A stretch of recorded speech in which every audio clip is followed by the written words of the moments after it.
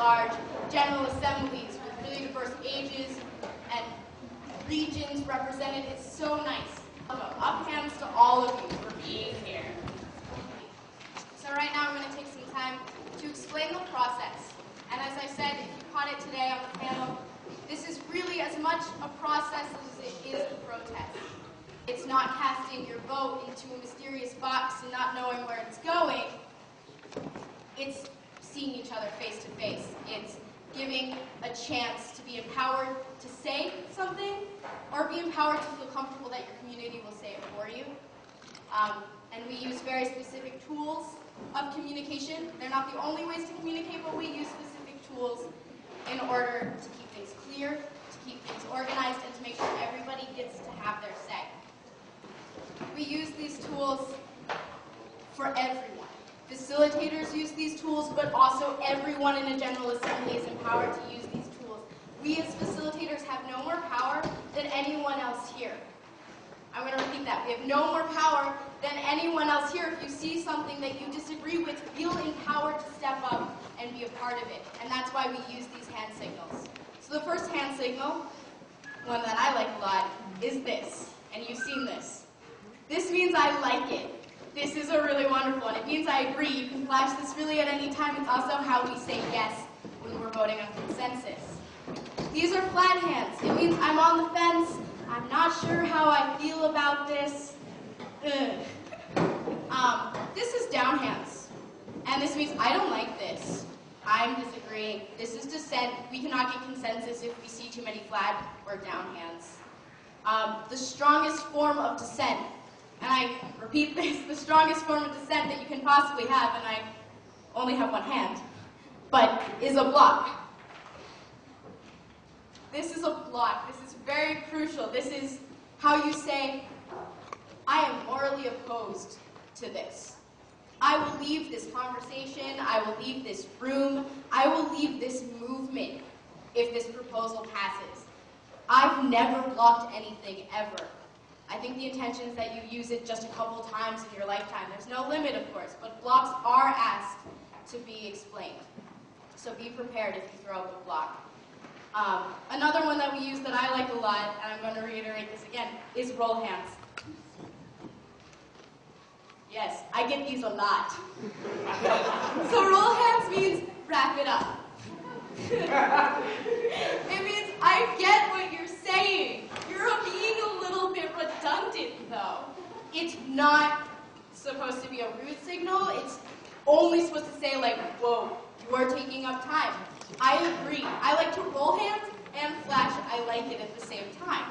You could do that. Another idea that you could use as kind of the antithesis of roll hands is the pump arm. It means I really like what you're saying and everyone's roll handsing you, but keep going. Another important one is a point of process. This means if you feel that someone is shanghaiing the conversation, that we're talking about what date to meet next week and someone stands up and wants to talk about Obama's presidency or the Iraq War, we're off topic. We could talk about this forever. Throw up a point of process. These are silent signals. This means that, we don't ask you to explain it. We might not say, there's a point of process. But if you start seeing these, realize that you might be getting off the topic. Another important one is a point of information. This is one finger held in the air. I hope everyone's getting this, by the way, because these are a lot. But feel free to ask questions, especially Ben, who might be wandering around.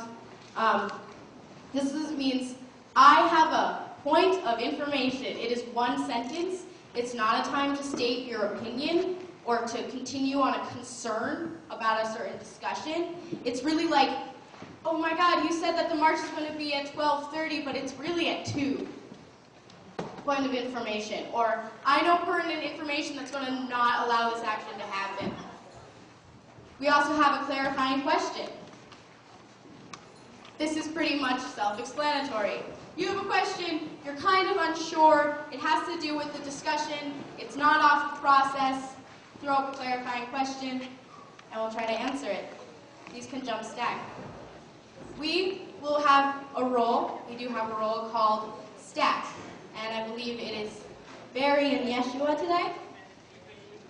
They're over there. This is a really important way. This is how you get to speak during a General Assembly. We can't all just speak all at once because then we won't get heard. But we do take down every single person's name that raises their hand. We open Stack and allow people to get on this list, and we work through this list as much as possible. We will also close Stack if we run out of time.